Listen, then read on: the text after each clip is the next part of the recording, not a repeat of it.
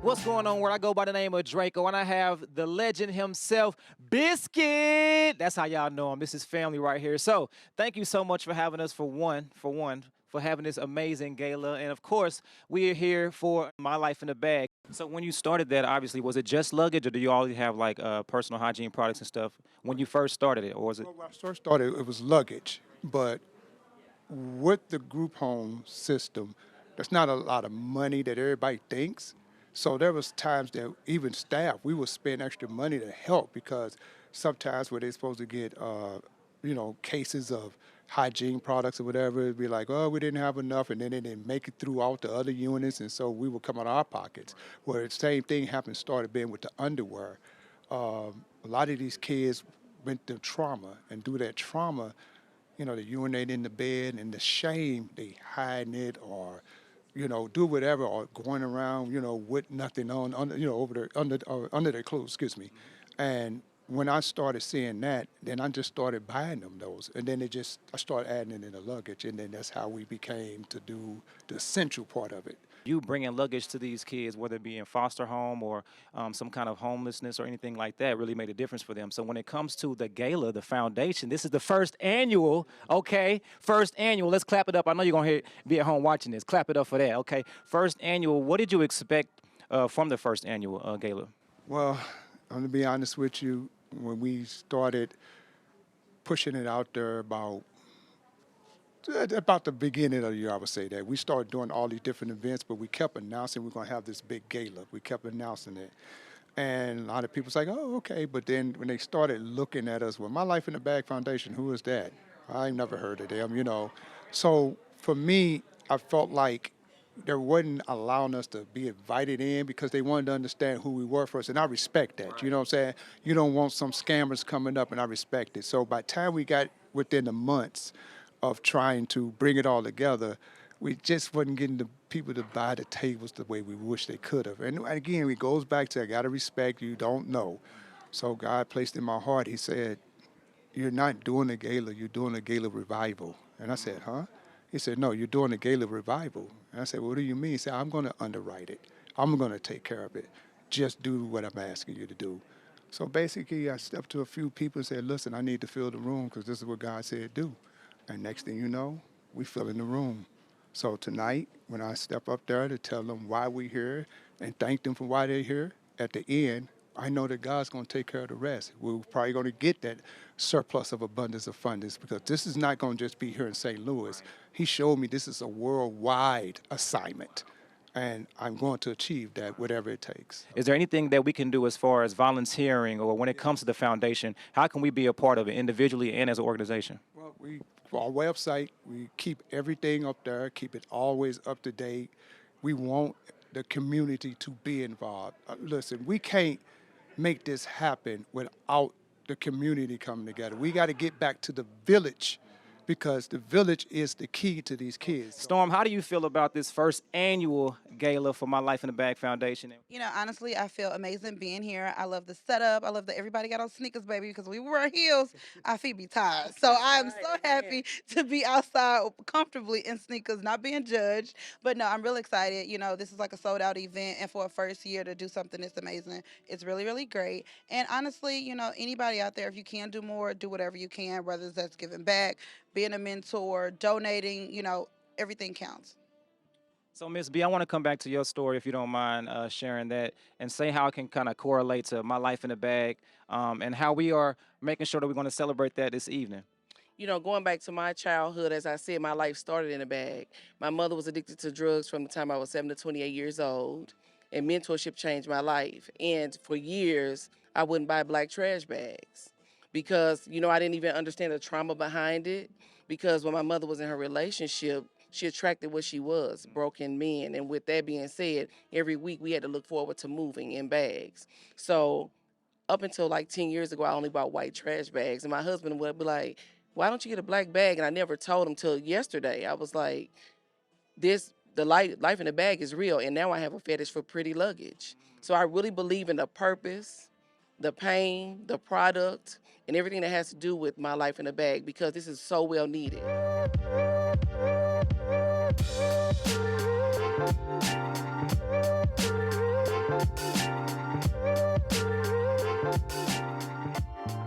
with the foundation itself, where do you look for it to go after tonight, or where do you hope that this can go? Global. I think that the needs of children in foster care to feel good about themselves, to have like a little self-esteem. You know, this is that's a lot to go through. And then to be concerned about, you know, what you have your things in. Everything that you own in the world should be contained in something that would honor you and something that you would feel proud of. So I certainly hope that more people will learn about this foundation and more people will embrace it and be of help. You know, buy a bag. You Yes. know, buy a bag for somebody. I think that's what I would love for today. That's what I would love. Man, your heart of hearts, like what brought you to My Life in the Bag? I found out that I was adopted at 35 years old. So that was a huge shock because they was keeping the information away from me. Don't let them know it's truth. Don't tell them. So they were felt guilty and ashamed about my situation. So the reason why I'm here supporting this organization, number one is Biscuit. Traveled the world with him. I met him through Jam Master Jay, rest in peace, him and Charlie Chan. Then when he told me he was working with foster kids, it's close to my heart because I was once one of those kids. So what we're trying to do is change the little things with the foster kids, the way they think about themselves, then you change the world. The man that is responsible for us being here today, a very thoughtful man, a very kind man with a heart for children. He's our friend. Ladies and gentlemen, please show some love for the one and only Biscuit. Very first of this year, when God said, "It's time for me to have a talk with you," I was like, "Wow, what's going on? You know, what's going on?" What's this burning feeling in my stomach? And basically, he just let me know that you're about to take this foundation of mine to the next level. And so, with that being said, here we are tonight. I took a leap of faith because I cared enough to save these youth. But he had a plan for me a long time ago, because he planted that seed in me to make a change, help these youth in foster care and in group homes, because many people do not know what they go through behind those walls. But those youth also have a problem with what's going on outside the walls on the other side. They feel no one cares. No one cares. Everybody abandoned me. Nobody cares. My mom won't come. This, that. It just goes on and on. But at the end of the day, I see things like them continue to carry their personal items, loved ones' pictures, precious toys to them in trash bags. Well, no wonder. No wonder we got what we going on. What's going on in the world today? This ain't a St. Louis thing. It's a worldwide thing, and I mean worldwide. Oh yeah, I've been to Japan. Trash bags. I've been in many other countries, trash bags, and they all look the same black, white, doesn't matter. But they're in trash bags. Well, my life in the bag is changing that. And what we're going to do is continue to provide for them the luggage and the essentials that they need. See, the essentials are very important to them right now. A lot of these youth are so traumatized that whatever abuse they've been through, dreams that they have at night, the nightmares, whatever it is, they're urinating and shame kicks in. I'm gonna take these underwear, I'm gonna hide it, I'm gonna throw them away, and I don't want nobody knowing what I'm going through because they don't want to talk. So long as they ain't talking, mental problems is happening. And then I'm not getting down on staff, okay, that works in some of these facilities, and I'm not because I know some great ones. But when you just go, sometimes just I just gotta pay my bills. But that kid is sitting up there and he's saying I'm having nightmares and no one's talking to him. And so every time they're not being talked to, what's happening? The mental status of them just keeps dropping. My life in the bag is going to change that because we're stepping up to partner with Children's Division. See, Children's Division is getting a bad rap. They're not doing enough. It's their fault. Well, can you imagine that these kids keep coming into the system? It's the numbers are getting higher and higher and higher, and the caseloads is too much. And then there's not enough, employees to help with that because after COVID, nobody wants to work no more. So now the kids are still suffering. My Life in a Bag is stepping in to help that because we're going to bridge the gap with others, organizations, and foundations. If you're dealing with mental health, we need your help because we got a bunch of kids that need help. If you dealing with any type of issue that helps the community, please step up to the plate with My Life in a Bag and help bridge that gap. Because we don't have no more time to let these kids keep going through what they're going through. We're not talking about just babies. We're talking all the way up to the age 21 because most of them are still in the system. They're just dealing with another level. It's like, okay, you're in this little housing thing. We'll have some people watch you, make sure you're doing what you're supposed to do. And I'm like, what? They didn't do what they were supposed to do when they was in the group home. They almost burnt it down. So what do you think you're doing? They didn't get the help because they're not talking. Our job is to help. So everybody in this room, I'm gonna tell you what the Lord told me. He said, fill the room. I said, okay, God, I'm gonna fill the room. I'm gonna do whatever you tell me. But he said, I also want you to let them know, everybody that is in this room tonight, he's gonna bless them tenfold. Because you are in the room. You took the opportunity to say, I'm gonna go see what's this about. Let me come here let me see. You're being blessed tenfold just because you walked in the room. Because it's his. If you own a business, I'm not saying it's not yours, but it's God's. This hotel's God's. We keep yelling, it's mine, it's mine, it's mine, it's my money, it's God's money. And he said, put it to use to his kids that needs help right now. And My Life in a Bag is asking you to stand with us. I'm asking you to stand with us because this again, we're not just, oh yeah, this is the state of Missouri, this is the show me state. So help me show the world what we're about to do. Help me show the world. Our ambassador, Daryl McDaniels, make sure we travels the world. Because many people call on him, call on Run DMC. Well, guess what that puts me right there? So I get to network with, different people in different countries, different states.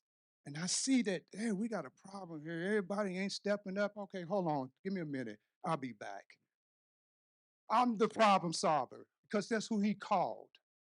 Now I'm asking you to stand with me to help solve the problem. Okay? That's all I can do is fill the room that he asked me to do. Now the room is filled, Lord. Let your will be done, Lord. These kids are in need. Y'all don't take it for granted. But yes, we can give the luggage. Thank you for all the luggage we got. We got over 600 something luggage since we started our first event, which is the skate jam at Delwood Park. Now, we weren't expecting to see that, but hallelujah. Thank you all who contribute to that. But we need the essentials that goes in it.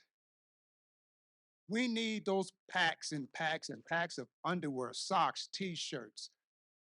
And let's all understand, if you go to the store right now and oh my God, this pack of underwear, these socks cost too much.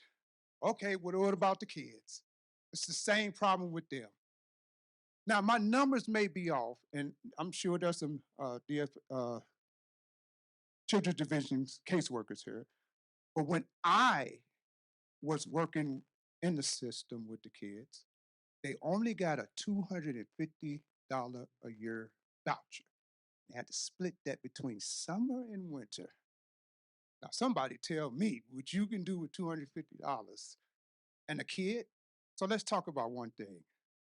When they get into the system, they got to find out what's going on with them. So, put them on this medicine. Oh, medicine just made them gain weight. So now look what just happened. So now whenever they walk in with their current fit, they can't fit no more. but they may have to wait till the second voucher kicks in, and that's what, 3, 4 months away. So people like me and other staff members that's here that had worked, that still work at the facilities, we use our money. We stepped in, and I'll be honest with you, those that govern the foster care system and the group homes, they don't want us doing that because they think we're, you know, trying to groom them, and they don't want us to do that. And it's like, well, ain't nobody else helping. Ain't nobody else doing nothing. So we supposed to just let this kid walk around commando and all that? We supposed to do all that? Well, fire me. That's how we felt. Fire us. And I ain't gonna lie, some of us got fired. Of course I didn't, because God said, hey, nobody can fire you but me. And the only way I'm not in the system no more working, because he said, I got a better plan for you. Because I'm going to put you in a position where they now going to have to come to you and say, oh man, we need your help. Here I am. I ain't going to turn on you. I'm here. So we need your help. Yes, it's our first year. It's not going to be our last year. And I promise you, nothing is going to stop me from doing what I got to do. Now, I'm going to tell you this. I already gave my life to God. So, therefore, if I have to die to save them youth, then so take me, because I'm giving it all up for them. Thank you, Lord, for everything that you've given me. I've traveled the world back and forth. I've had great people in my life. I have great family. So, therefore, right now, if I can't go no farther, take me. But I know you got a plan for me and everybody in this room. So, all I can do is say, I thank you all for being here. I thank you for some of you came on that last call. And I'm telling you now, the Holy Spirit has already filled this room. So you're already blessed tenfold. So just go home and talk to him and just watch what happens in the next few days. And then when you get there, just say, oh my goodness, Biscuit said it. But God said it. He just used me as a vessel. So I hope you all having a great time. We're going to move on with the program. And my dear friend who stepped up to the call is ready to tear this stage down. And we want you all to enjoy the rest of this evening. And I thank you for just giving me this platform, because I couldn't have done it without you. So help me get the word out, but also help us as the community come together and show us any ways that you can call us, talk to us. I got an idea. Okay, let's run with it. But my life in the bag ain't stopping. And I'm gonna tell you also what the Lord told me to tell you. Either come on, be a part, because every God love partnership, or just move out the way, because we're gonna push you down. And I mean, we're gonna push you down. Don't take it personal, but you had your chance. But when we move, we're gonna move, because we're doing His will. Those youth need saving. When we just because we gave them some luggage, it ain't that. It's giving them back their dignity, their pride, making them have hope, making them see that I got a chance. Every one of us had the opportunity to be a kid. Why is a 7-year-old acting like they're 21 because my mama don't get up to take us to school, so I got to get my siblings up, and now, so hold on, baby, you're 7. Be that 7-year-old. We got to let them have that. That's how we became who we are, because we went through the stages. That's God's plan, not man's. What's His plan? You be a kid, you become a teenager, come on. Y'all know that this ain't right. So thank you. Appreciate you all.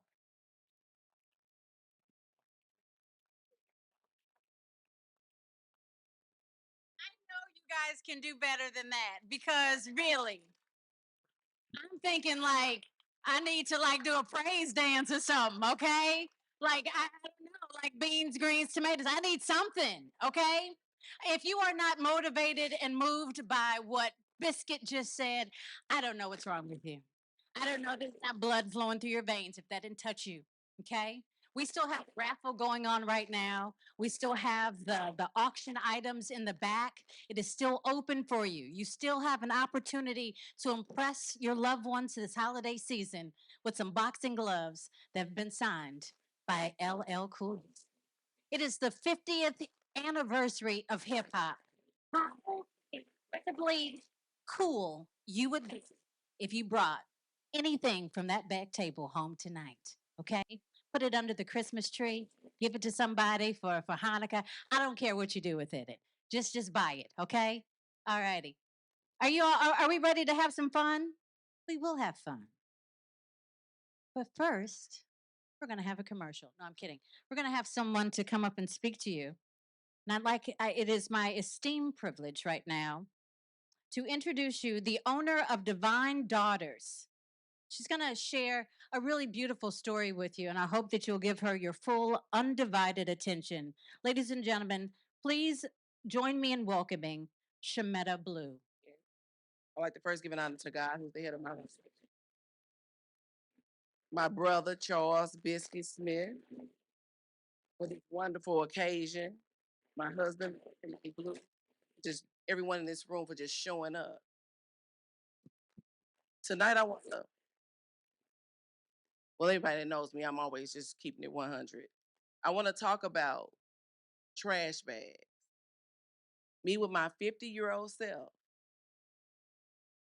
When Charles came to me, he said, "Sis, I'm about to do this organization and it's going to be about kids in a trash."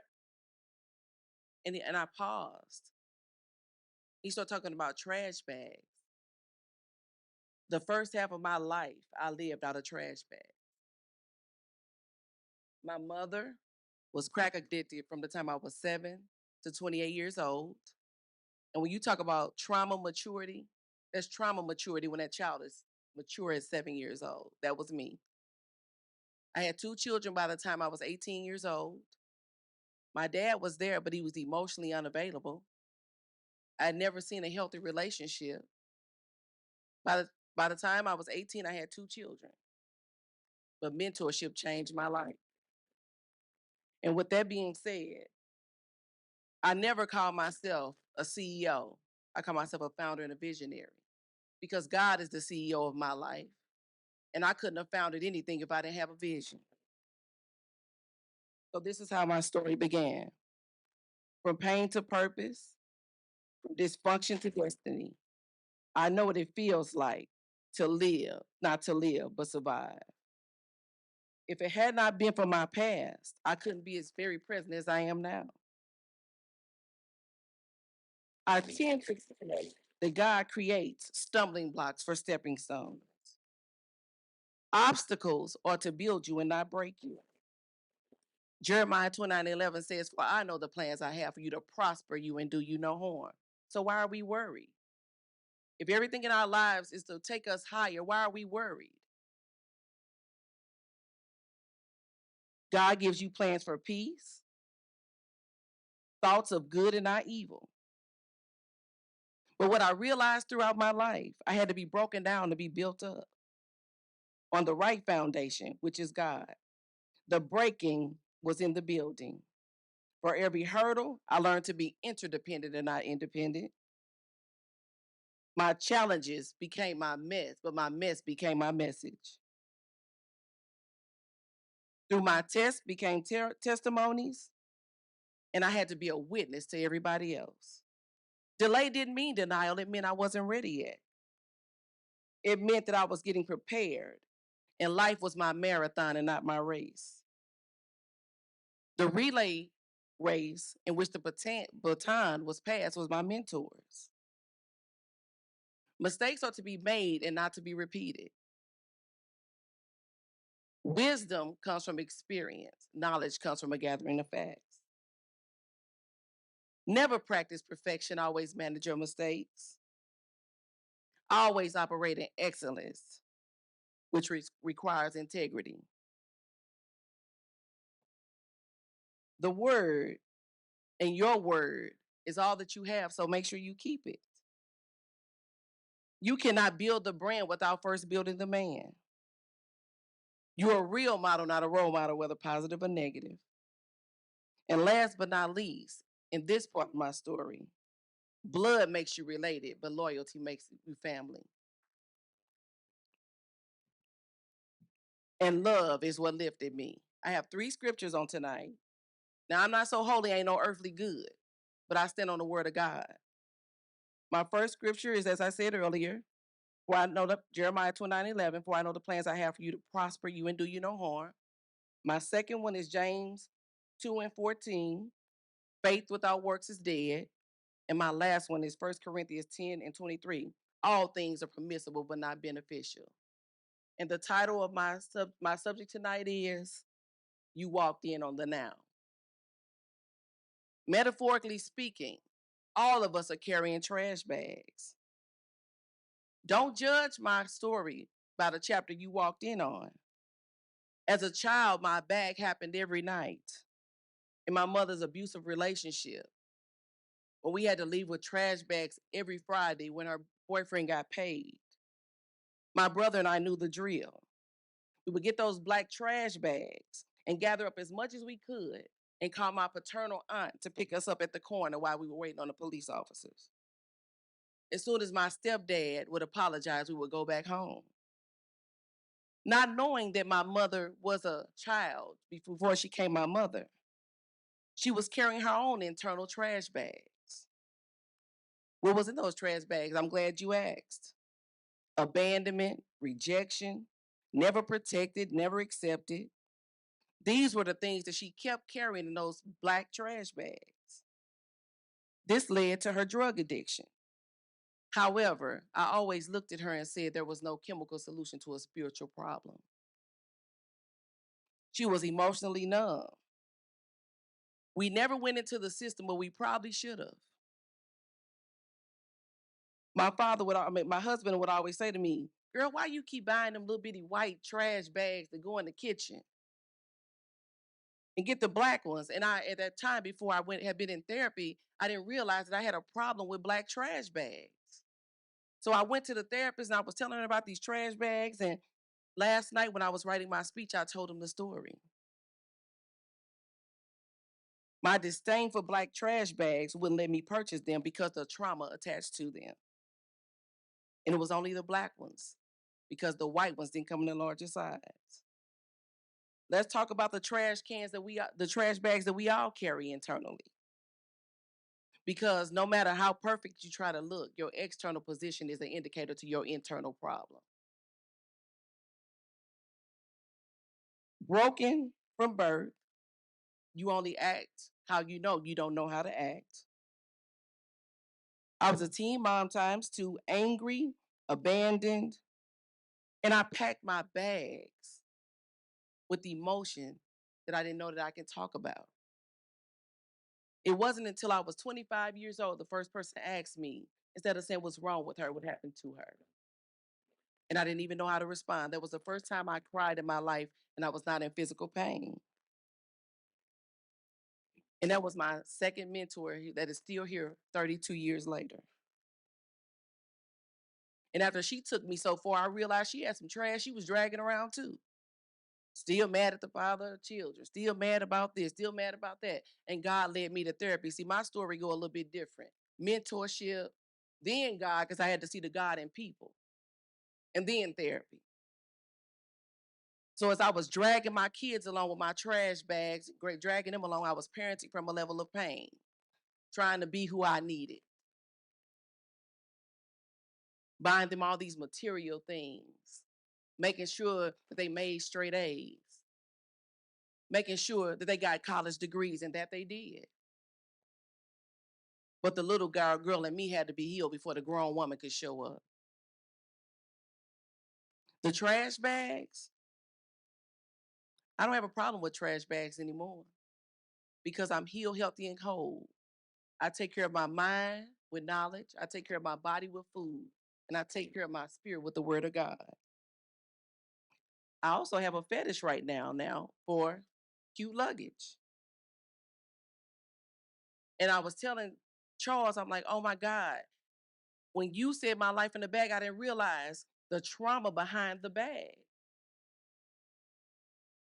Now, trauma don't have to be that your mother was on drugs or your daddy left or you walked out. It's any deep distressing event in your life that somebody ignored. If I step on your toe and I don't say excuse me, that's trauma. But the woman I am today knows that when you're mature, you don't compete, you collaborate. You continue to walk in your truth and you tell your story, because if somebody else tells it, they may get it wrong. And I'm going to leave you with this. Instead of saying, number one, what's wrong with your children, what's wrong with the children, ask what's happening to them. Know that we cannot have healthy families if we don't have healthy parents. If there is no unity, you can't build a community. Healthy communities are built and not bought. Learn to build your children's character and stop building their resumes, because stumbling blocks will come and the stepping stones will be created. And always remember that the world does not love your children like you do. So my question to you tonight, are we looking at the now? Have you dealt with the then? And what color trash bags are you carrying and what's in them? Thank you.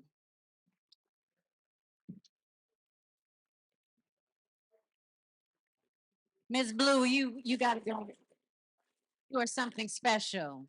We all need to know about your foundation, dear, because your words were the words that I didn't know that I needed tonight. And I know that somebody else feels the exact same way. Thank you very much for being vulnerable. Thank you very much for sharing. Thank you so much for standing and being courageous, because what you just did was absolutely amazing. And I thank you for that. But come on, just real fast. Tell us about Divine Daughters. I created Divine Daughters in 2015. I realized that I had to be who I needed. We hear a lot of women go around say, I don't do women. If you don't do women, you ain't met a real one. We hurt, cry, bleed the same. And in Divine Daughters, what we do is we prepare these girls for real life. You go into my building, there's an ironing board. There is a picture of how you're supposed to dress, because you have to dress how you want to be addressed. I also made something for mothers called the Black Girl Project, Beautiful Ladies Acquiring Unapologetic Excellence. Because you can't put a mother in a room with her daughter without her defending her parenting instead of equipping her child. So Divine Daughters has been in existence since 2015. I have serviced over 2,000 girls. I have relocated 5. And I just continue to be who I need, because these girls that I mentor get a better version of me than my children did. My daughters are 32 and 33 years old. One is a dean of students at a school here, and another one is the executive director of the YMCA. So my dysfunction did not determine my destiny. So we have to continue as women. If you want your daughter not to bring little Ray Ray home, you start bringing them home. And as dads, start dating your daughters, because you can be her first heart connection or her first heartbreak. So in Divine Daughters, we deal with the mental, the physical, the spiritual, the emotional. And if you saw any of these girls, you would know that there's something to be reckoned with. And I thank you for your time, for just being here, in honor of all of you all. But remember, people are walking in on us now, they don't know because you're not telling it. But what's in your trash bag? Come on now. Thank you so much. Thank you. Yes. I appreciate that. Let's keep it going. Let's show some love now for Trisha R. Gordon. Trisha, are you around? Oh, here's Trisha. Ladies and gentlemen, Trisha Gordon. Good evening. Good evening. First, let me say, God is good. Amen. Amen. And we've already heard how good He is. We would not be here in this space this evening if it was not for Him. My name is Trisha Gordon. I have the pleasure of serving as the Vice President of Community Investment for St. Louis United Way of Greater St. Louis. And I just need to share this before I step into my story. I decided to walk away from my 10 plus year job, very good job, to pursue my God filled purpose. And this was probably one of the biggest decisions I've ever had to make in my life. But again, when I tell you how good God is, and you start to truly live into your God filled purpose, it will truly change your life. Born at 5.5 months with underdeveloped lungs, heart, and brain, I wasn't expected to live past 9.5 months, as I spent 4.5 months in an incubator. And then I was given another life expectancy of 1, 3, and 5 years of age. And if you can imagine, after going through that, I was placed in the hands of a teenage mother, 18 years of age, a victim of domestic violence, a drug and alcohol user, and living with a man 3 times her senior. But God saw fit for me to be put into her care. And another interesting piece about that was because she had lost 3 babies prior to me, because the man she was with had beaten them out of her. The reason I was born at 5.5 months is because he was beating me out of her. But God had a bigger plan for my life. But this teenage mother was in such despair that she left her baby at the hospital, assuming that this baby would too die. And at 10 months, a nurse saw fit to say, "This baby is thriving. She's going to live. Let's remove the no name and name her Trisha in honor of being born on St. Patrick's Day." That's how I got my namesake. Fast forward, after they found my mom, to let her know that her baby was still living and she would have to care for me with these life expectancies put before her, I then would spend the next 10 years of my life being subjected to all types of physical abuse at the hands of the gentleman who did not want me to ever be born. And after going through years of abuse, all types of bouts of homelessness, and everything in between that you can imagine, this one particular evening, my mom, as she had done so many times before, left the home out of fear of her life because my dad had beaten her. And oftentimes she would return 3, 4 days later when she was able to get a little better. But this particular night was a little different. I awoke in the middle of the night to a house fire. And as you can imagine, at 11 years of age, that was one of the biggest challenges that I had ever had to face. But I awoke to individuals in a community screaming my name from outside this home, "Trisha, Trisha." And as I jumped up in this house that had no electricity, dark as night, but filled with smoke, and I could barely breathe, I dropped to the floor and immediately started to crawl for life. And ideally, these folks who were yelling my name became a beacon of hope. But I found the hand of a firefighter. And when he touched me, he lifted me up and he said, "I got you." That night, my life changed for the better. That night, I started to live again. I would be placed in foster care that night. Thank God somebody saw fit to hotline, finally, my family. That was just the start of the next phase of my journey. I would go on to spend a decade in foster care, which ultimately, again, saved my life. And to this day, it is still a true beacon of hope for me. But let me tell you about that first part of that journey. The first 10 months in foster care was the toughest transition, because despite me coming from a life of all types of turmoil, I can't even give you all the details. I miss my mom. I miss my dad. I miss the dysfunction because it was my sense of normalcy. It was what I had known and had nothing else to compare it to. So, my foster mom, God bless her soul, not only did she care for me and give me a sense of purpose, security, and love, she did everything she could for me within those first 10 months. But I bucked the system I fought her. I fought her daughter. I even fought her mom. I did everything in my 12-year-old power at that time to get kicked out of that home so that I could return to the dysfunction.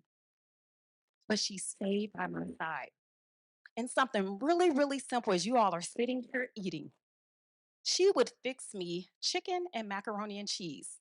And I would say, "Can I get a mustard sandwich? Do you have a ketchup sandwich I can have?" And on good days, my mom would give me a sandwich. And she responded, uh, "I'm sorry, we don't have that here." But even in that moment, she compromised. She gave me a half of a sandwich and she said, "If you eat this ketchup sandwich, I'll give you a piece of chicken." But I'm just sharing something that's because I didn't want to bathe. I didn't want her combing my hair. I didn't even want to touch me. I didn't even want to sit at the table to eat. I'll take my food and I'll sit over here in the corner because that's what I was used to. So fast forward 10 months, Christmas Eve, this woman had did everything in her power to ensure that I felt a sense of love. We were celebrating the holidays, getting ready for Christmas Day, the best Christmas I had had in my life. The very first time I had ever had to decorate a Christmas tree. The first time I had ever had a chance to wrap gifts, go shopping and pick out gifts, to even know what that truly meant. But when I tell you the isolation, that you can't see your friends, you can't stay after school, you can't tell people you're in a foster home. My home is safe and sacred. I don't want people coming to my home looking for you and trying to take you. Don't give people my phone number. Don't try to go back and contact people you knew before this. So the sense of isolation and depression and just loneliness and the homesickness was real. So that night, after all the festivities had wrapped up, I would try to take my life and I would attempt to commit suicide because I truly felt at 12 years old that my life was not worth living.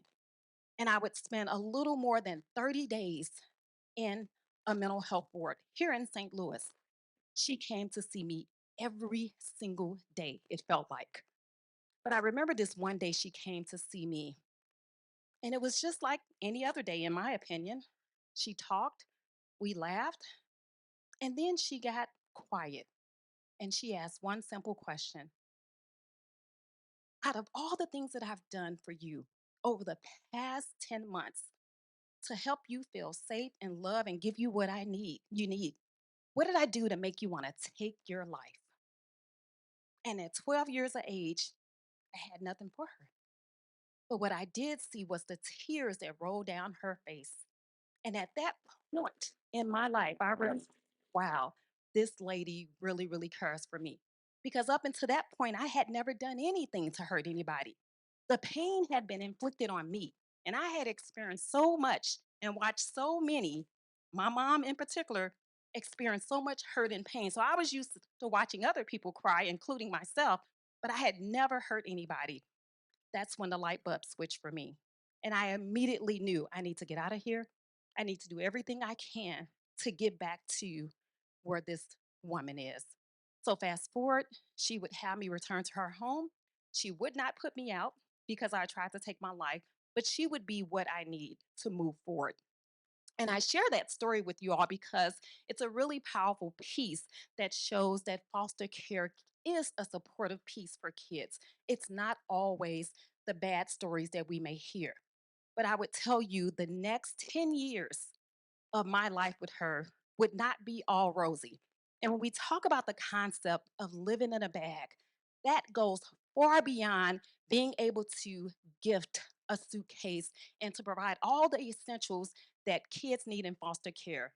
Because while I was hurting and I had a lot of pain, the items that I had in the little bag that I knew, I also had hurt. I also had pain. I also had the attempt to take my life. I also had the memories of my mom being beaten to a pulp.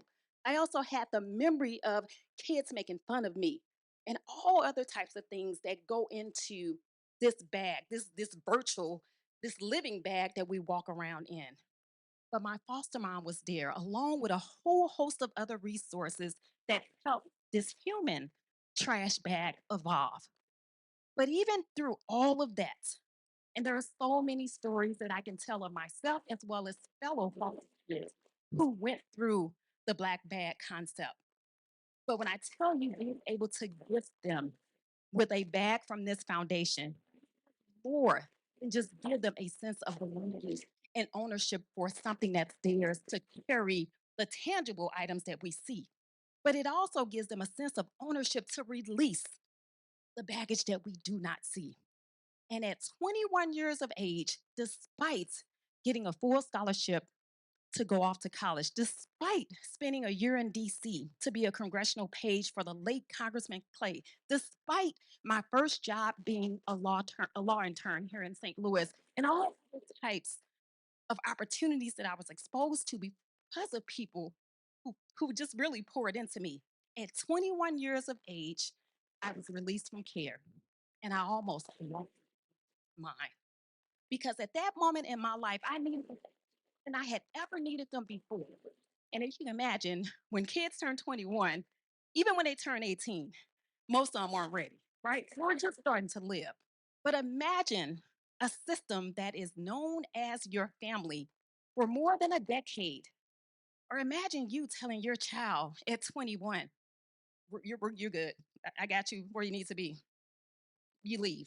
Medical cuts off, no financial support cut off. Figure out where you're going to go.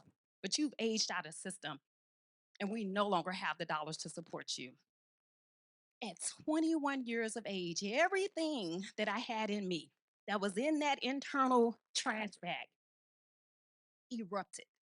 I don't care how tough a trash bag may seem, particularly the black bag that Miss Blue talked about, right? We want that hefty bag because it's strong. We want it because it's black, the things that we don't want to be seen. But when you get to a point in your life where you can no longer mask it, when it starts to erupt and overflow, and you don't have the support and you don't have the word of God, I don't care how tough that bag is, it will erupt. At 21, that happened to me. And so I stand here today because I had to figure out how to deal with my personal trash bag. And because of the individuals that were placed in my life and still that are placed in my life today, my message to you is support this cause. Wholeheartedly support this cause because our kids need it. But as you think about your life that extends well beyond this night's event, work on your internal human living trash bags. Anything that you may have that may be holding you back, where you cannot accept the challenge to support this event, where you cannot let in what you need to move forward. And if you're not even living in your purpose, right? Even give that some thought. But more importantly, find a way to excuse yourself from anything and anyone that may be keeping you from your life's purpose. And that's why I made the decision to walk away from my job. I gave them 6 months' notice. And the popular question is, where are you going? You're leaving this big company, you're leaving this big role. I got a higher calling. I got a bigger purpose. And November 20th of 2022, I renewed my faith with the Lord. I've always been faithful, but I needed that sense of renewal. I got baptized, but the life changing moment was getting filled with the Holy Ghost. And when I tell you the amount of clarity and boldness that came after November 20th of 2022, it has not let go. And it is the reason that I could stand and tell my job, I'm done. I'm not reporting to anybody. I have a bigger purpose. It is the reason that I'm speaking, right? I've been speaking all over this state over the past 6 months because I am telling my story and I'm encouraging as many other people as I can to tell their story. Because one of the things I will tell you is that the cycle will repeat itself. At 21, I was hurting. And at 47, I am just starting to live my life and truly let the healing begin. And I do that through my story. But more importantly, I do it through inspiring other people to use my living testimony as a way to say you can do it too. So as you think about, again, this foundation, I leave one other thing with you. One of the words that has impacted my life, as you can imagine, is the word foster. And one of the things that I was able to do at 21, it took me about a year, but I redefined this word. I redefined this word to be able to push me through where I am today. And I have this mantra. I redefine words to redefine my life. When people ask, how do you make it through it? Mindset. A positive mindset. It's our greatest asset, but we don't always use it as we should. If you just change your thinking, that's half the battle. So think with me. Foster. Fostering opportunities that strengthen, teach, empower, and restore. Fostering opportunities that strengthen, teach, empower, and restore. What got me through that first year after 21 was if foster care is no longer an option for you, it's no longer an opportunity that's going to strengthen you, teach you, empower, and restore whatever you need to move forward. How can you figure that out yourself? They have prepared you for this, and God has spared you. So I went on a rampage and I started to pursue every opportunity that I could that had positive people attached to it. And as a result, I'm so good at building relationships and I'm so good at maintaining them. But the gift in that is not only did I redefine the word foster to redefine my life, I still stand on the foundation of foster today. This is an opportunity as a result of Ms. Blue and as a result of Mr. Smith. I am fostering opportunities that strengthen, teach, empower, and restore. Not only is it allowing me to move forward, but now I am helping other people foster opportunities that strengthen, teach, empower, and restore them to move forward through my speaking and through my words. Since 21 years of age, at 47, I have redefined more than 200 words to redefine my life, which means that anytime there's something negative in my life, I transform it into a positive decision making tool for me. So I again tell you, supporting this foundation is just a bigger stepping stone for you to accept the challenge, right? To do what you need to do to redefine yourself in this moment and support a cause that's so much bigger than you. But remember, all of our young people, whether in foster care or not, they will cycle back through this process. They are our futures. So whether we support this foundation today, tomorrow, or in the future, it will circle back. And these young people, luggage in tow, they still have internal baggage that has to be dealt with. And you may be the person on the other end of that message, whether you're a doctor, a therapist, a counselor, a bus driver, a case manager. So being able to prepare yourself to receive them because they will find their way to you one way or another, whether it's at Chick fil A, whether it's at the grocery store, quick trip, it doesn't matter. But you have to be ready to receive them. So I thank you for listening. And I wouldn't be here without people like you who God has placed in my life to be the next chapter of my journey. Thank you. Trisha, you are amazing. You are absolutely amazing. And I want to tell you something. Sucker MCs should call you sire. I know you're the queen, but today you're the king. That was amazing. You are absolutely amazing. Thank you for sharing your story. Thank you for being vulnerable. I'm moved and I appreciate you. Everybody, show some love for Sean Bradley. All right, everybody. Thank you so much for being here. As Tammy said, I am Sean Bradley, and I am the vice president of Violent Impact Foundation. I'm not here to speak on my own behalf. A big part of what My Life in a Bag does is we also want to recognize the amazing, life changing work that others are doing in the community. And so I am here to present some awards to those folks. So I would like to start off by presenting our first annual Dream Builder Award. This award acknowledges the commitment and tireless efforts of caseworkers who advocate for the best interests of foster children, ensuring they receive the care, support, and resources they need. I would be very honored to call Crystal Cruz up to accept an award as our foster care dream builder.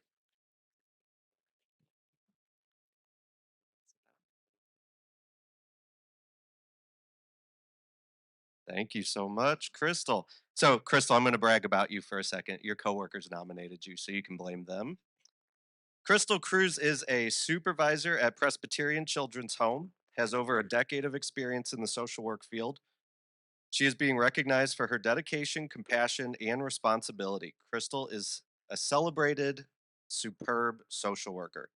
She passionately advocates for the well being of the children and the families under her care, demonstrates a remarkable ability to connect with and respect each individual. Balancing her role as a supervisor, Crystal treats her team like her family, successfully fostering a supportive and cohesive work environment. We strongly believe that Ms. Cruz deserves the recognition for her outstanding contributions as a stellar caseworker. Let's give her another round of applause.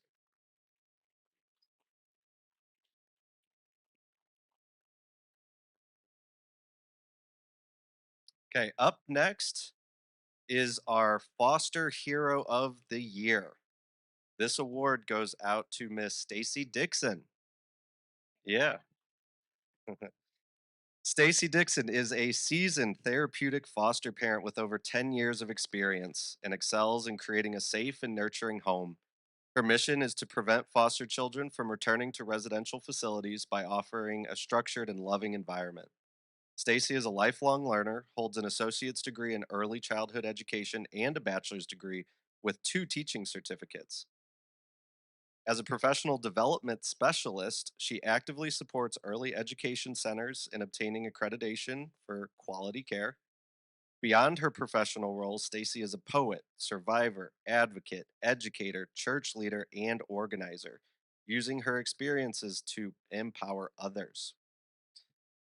Her dedication recently earned her the Survivor of the Year award in June 2023, reflecting her passion for healing youth in foster care through faith, community resources, and meaningful relationships. Stacy, thank you so much for the work you do. Yeah, congratulations. Up next is our Heart of Gold Award, and we are presenting this award to this award is commending the outstanding work of group homes and organizations that have created safe, supportive, and empowering environments for foster children, positively impacting their lives and futures. Throughout this first year of my Life in a Bag Foundation, Every Child's Hope has been a huge support for the foundation, and so we would like to recognize them with the Heart of Gold Award. Accepting on their behalf is Aaron Jackson. Come on up, Aaron. How you everybody doing tonight? My name is Aaron Jackson. I'm here on behalf of Every Child's Hope. We have to thank everybody, including my life in the back, including the donations for the bags, everybody and the kids in our organization. These kids have been through a lot, physically, mentally, emotionally, through abuse, trauma. Like everybody, people who came in the past said, like we don't have nothing that they've been brought with. They don't have no clothes. Sometimes they don't have no shoes, no bags to put their clothes in. They do have the clothes to put their bags in. So we're here to actually help the kids out. We thank everybody who donated to help the kids out with their needs and everything they need because without you guys, we wouldn't have nothing for these kids most of the time. So sometimes these kids don't have anything. Their parents abuse them mentally, physically, sexually, emotionally, sometimes even their guardians. So sometimes they have bags that they have already that they have. So we are here to help the kids out. So thank you for all that you did. And Biscuit, my life in a bag. We appreciate you. All right, we've got one award left to go, but before we present that, I believe we do have a brief video clip. To Catholic school my whole life. You hear all this talk about God and the characteristics of him. I said, oh, that's like my parents. My father and mother were God. My therapist had to look at me and said, the situation doesn't define who you are. So what you adopted? She told me, you're like 2 of the greatest adopted foster kids in the history of this universe. I'm like, oh, Jesus and Moses. Mary came home and she told Joe, I'm not going to show you something. He could have said, get out of here. He said, no, that kid has a destiny. What about Moses? He got put in the water, got taken by Pharaoh's daughter, brought into there, and then he said, yo, Moses, yo, Moses, it's God. I need you to go tell Pharaoh, let my people go. So those 2 people have a destiny, and this is what the whole adoption thing is about.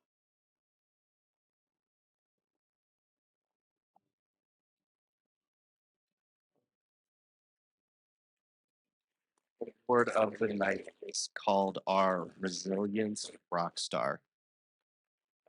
Award is given to honor the resilience, achievements, and determination of a former foster child who has overcome adversity and demonstrated exceptional personal growth. We are honored to present this award to a former ECH resident who unfortunately was unable to attend tonight, but one of his former staff members and present ongoing mentors, Mr. Wilson, is going to come up and accept on his behalf. This award goes out to Caleb Kreitz. All right, so you have his name, but you don't know the young man. He's you know, the kids go through things that we would never think about going through. We never would want our children to go through. And at 12, 13, 14 years old, they're going through things that, you know, we really need to understand that it's horrible, you know? So they can't trust us. They can't trust individuals that try to care for them. So it's a really difficult road for some of these young people, you know, especially when they're at residentials. You know, I work at a residential. I started off at Butterfield Youth Services in 1988, and I really don't like kids staying in residential, but I still work in a residential today. I don't like it because they learn so many negative and bad things. So I try my best to get them through there quickly and show them as much empathetic love as possible to get them to where they need to be. Okay. This young man, he went through a lot. But right now you can see him, you can see his artwork. He's an amazing artist. Uh, he got a guitar right before he was discharged from our unit. Now he's on Facebook writing songs, singing country music. He's a great young man and he deserves this award more than anybody I can think of. Every time I think about My Life in a Bag Foundation, I think of him. When Charles provided him with luggage as he walked off our unit, you should have seen him. You should have seen that sense of pride, how he felt, how his chest was up. He was dressed in a suit. He had some nice luggage. He felt good going to his next destination. You can help more kids with that. Please do. And thank you. Before we let DMC, Zeus, and DJ Hurricane come out here and tear this stage down on behalf of My Life in the Bag, when I started this, I did not put the team together, God did.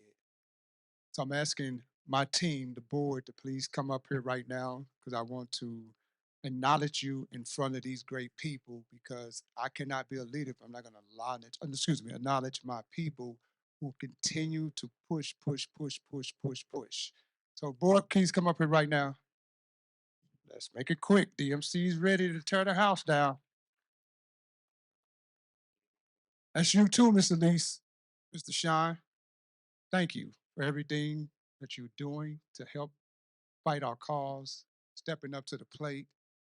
And they'll tell you, I push hard because I got to push hard for them, those kids. And thank you, Mr. Shine.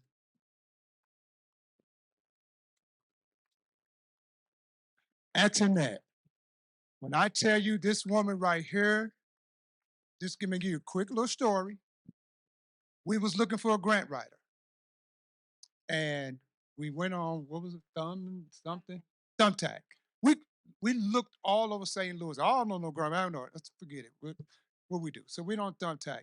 So this one lady was, oh man, let's get her. Sent her an email, this and that. And I looked at her name and was like, well, she ain't got much under her. But my son said, but that's that one. I said, well, let's see what the other lady do. Sent her an email, sent her another email. Said, she ain't calling us back. She ain't hitting us back. So I said, well, the one that I said, sent her one email. Within next day, couple of minutes, she hits us. She said, I want to Zoom with you guys. Got on Zoom. When I say God shows up and shows out, he knows how to put the pieces together. He just say, move out my way, let me handle my business. She has made this foundation move a way that I never could imagine, but it's an anointing. So thank you so much, Antoinette.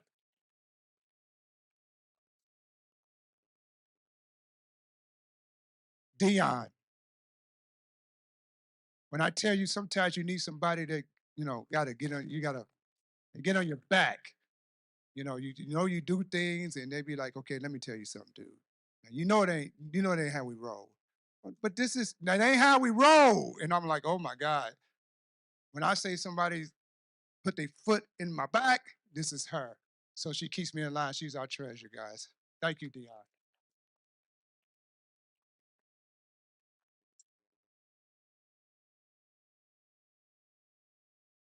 Again, I wanted this person to go on my vision for him was NFL.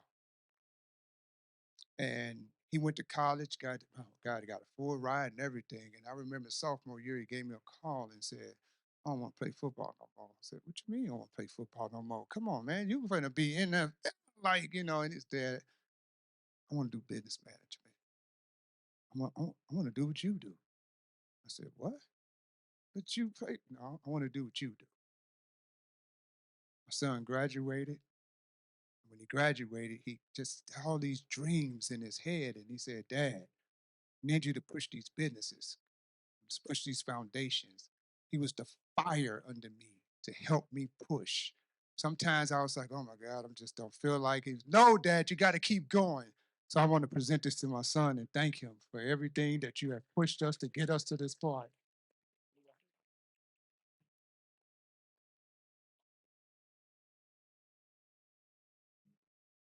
We did a skate jam and I did everything. And somebody walked up and said, you need help. Well, yeah, you need help. It's like, well, listen, I'm gonna help you out. I was like, okay. And when I tell you that she was a breath of fresh air, she handles all our volunteers and do even more than that. So I want to thank you, Cherie, and thank you for everything you're doing for the foundation.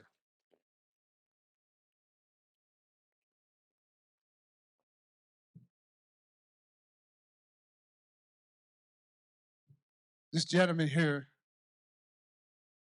when I said I worked at ECH, here's a funny story. I remember walking up the steps. I just went to my second interview. He come walking up the steps. And I just had a connection with him. We never talked. It was the spirit part. Next thing I know, when I got hired, I was in his unit. And when I tell you we made some changes, I mean some spiritual changes in these youth, I wouldn't be here if I didn't have a supervisor like that allowed me to do what I could do and then went up and fought the top when they tried to say he shouldn't be doing that, but you don't understand. He's making a change in their lives. You don't understand. He fought for me when they said, let him go. Thank you, Mr. Wilson, because I wouldn't be here without you being that force up top for me.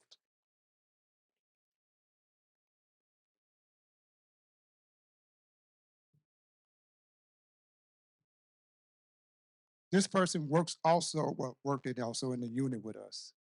And I knew me and her just had a connection when it came to these youth. So it was that either uncle, aunt, or the mother, father figure, however these kids saw us, me and this person tag teaming. And that's why these youth are so connected to us. And that one guy that the youth that we gave the award to, Caleb, we were that to him. And we're to that day, we still are that connection. And Miss Elise, thank you for being a part of the foundation. And we're going to do way more. That's for Caleb. We're going to have more Calebs. This last person, when they walked into the room at Mary Grove Children's Home where we both was working at, excuse me. And I remember a moment where I was going through some things and, fix your life, man, fix your life. And they walked into this door and I looked over and this was illumination of a light around them. I looked, I said, God, is that my wife? Ladies and gentlemen, co-founder, Miss Odessa Smith, and ladies and gentlemen, without her, I know I put her through a lot because she know I'm fighting for these youth. But she also, yeah, now come on now. But at the end of the day, we're gonna make it happen. So thank you to the board and thank you all for being a witness to this. And please, I hope we can continue this journey on. Okay? Thank you. Ladies and gentlemen, could you all do me a favor and stand up right now? Please stand up. Ladies and gentlemen, I have an award right here that I'm presenting to DMC. It's called the Spirit of the Kindness Award that we're naming after Daryl DMC McDaniels that will be presented every year at our gala for the people who would do the things and the work that he has done for the world. My Life in a Bag would like to present this to you and thank you for being our ambassador and everything that you have done. Please, brother, thank you so much. Thank you so much. I accept this award on behalf of all of you. Thank you. DMC for president, y'all. DMC for Ladies and gentlemen, before he goes, we have one more award. You know, somebody has to keep him moving, right? But this person here broke down the walls and do everything he could for My Life in a Bag. I mean, he reached out. That luggage over there, Eric Blam made that happen, and he's the manager of DMC. My Life in a Bag want to thank him with this award for the appreciation of all the work and everything that he does, not just for DMC, but what he does in helping people. I mean, there's so many organizations that he helped, you just do not know. Eric, please thank you for everything that you do. Yay! And guys, please, the auction is still open. We need help. The auction is still open. Thank you all for coming. And I'm so blessed to have spiritual friends. Oh my goodness. I'm so blessed. I also want to talk. I've been doing this and it works a lot. I'm adding an auction item. And the auction item is this: the highest bidder will get me to come to the elementary school to read my children's book to the 3rd and 4th grade. Let me say that again. The person that feels, I might not get that fur coat this year. I'm not gonna go get those diamonds this year. The person who puts down the highest amount will get me. I'll come back and I will read my children's book to the 3rd and 4th grade. Because Daryl's dream is just representing everybody's dream. We all have a dream. Thank you.